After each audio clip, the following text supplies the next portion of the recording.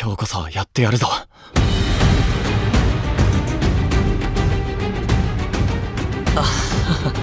今日もよろしくお願いします。家族の中で働けるのは俺だけ。俺には金がいるんだ。一体どうしてこんなことに。死ぬ。殺される。ヒーラーもいない。やるしかないんだ。C 級ダンジョンは初めてですか？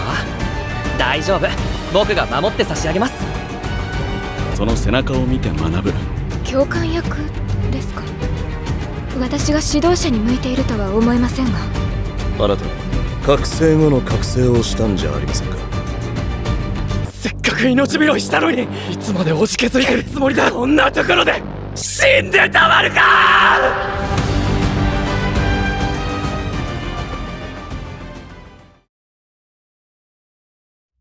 I haven't seen that much anime in my life, but every once in a while comes a show that I just get really invested in. And since I'm trying my best to scout for new releases so I can make videos about them, Solo Leveling caught my eye.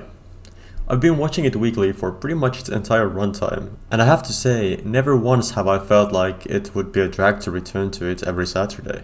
This show is based on a series of webtoons. I have not read these webtoons, hence why you will not be seeing any comparisons to it, but I do know that it's beloved by many people, and if the anime isn't faithful to it or something like that, I won't be the one telling you about it since, well, I have only seen the anime. There's also a bit of mystery around how many episodes of this show there will be in total. Different sources are telling me different information. Some say that the first season only has the 12 episodes that are out right now, and some sources tell me that there would be 25 in total, with the second half of the season coming out sometime in the future.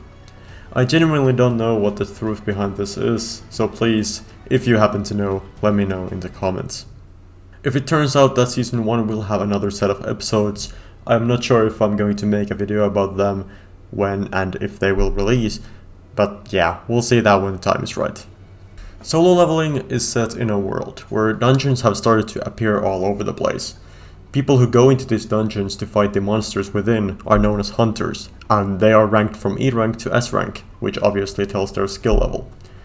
There is seemingly no way to increase one's skill level once it has been assigned, which of course is a shame considering that our main character Sang Jin-woo, E rank by the way, is known as the worst hunter on the planet, who's doing his quote-unquote job in order to pay the hospital bills for his mother, that has what's known as the eternal sleep disease. Well, of course you can guess that eventually something happens and Jin-woo gains the ability to level up, which affects his whole personality and everything in his life.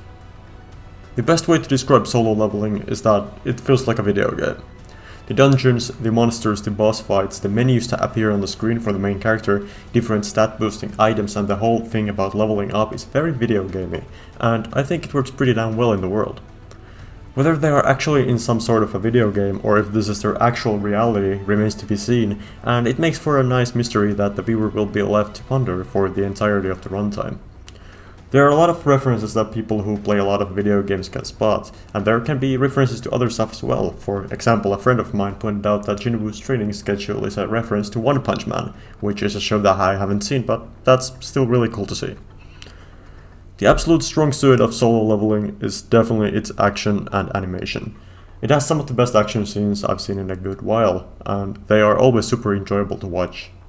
Of course, the video game theme of the world makes for some really nice set pieces and monsters that the characters have to fight, and that combined with the animation quality really just makes for some eye candy. The story so far is pretty alright. It definitely feels like just setting up the stage for the world and its characters for now, but isn't that usually what the first season does? I wouldn't call the story a masterpiece yet at least, it's nothing that mind-blowing, but it also is just enjoyable in general. I do wish, however, that we'd get at least a little bit more out of some of the side characters. The focus is mostly on Jin-woo, which I get, yeah, he's the main character. But I would lie if I said that I didn't want to know more about this healer chick, for example, or other high-level hunters. Okay, to be fair, we will certainly get to see more of the latter as the show goes on, but I felt like it was worth a mention. Solo Leveling is a very quick watch, and if you're interested even in the slightest, I think it's definitely worth a watch. This is a show that I will keep an eye on as it progresses, and I can't wait for the next season or batch of episodes.